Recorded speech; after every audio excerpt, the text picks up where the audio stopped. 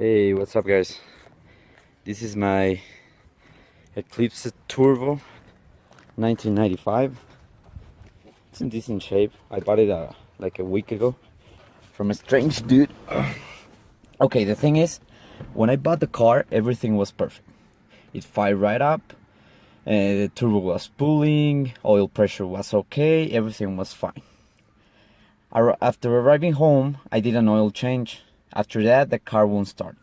I know that oil change has nothing to do with it, but it's just like perfect timing, I guess. I don't know.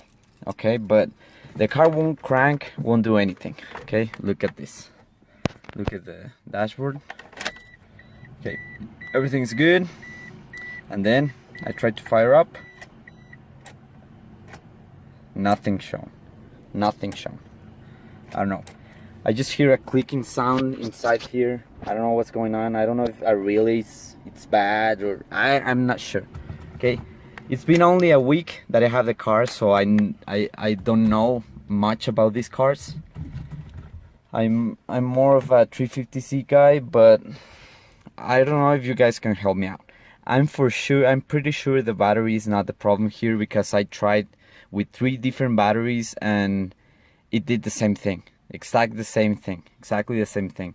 So I'm pretty sure the battery is not the issue. Probably the starter, I'm guessing, but I don't want to be messing with something that's no need to be repaired.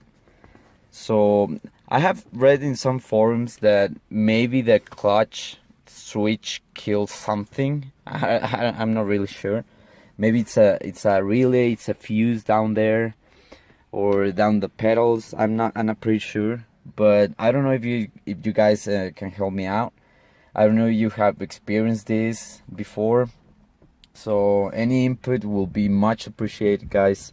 And well, thanks a lot.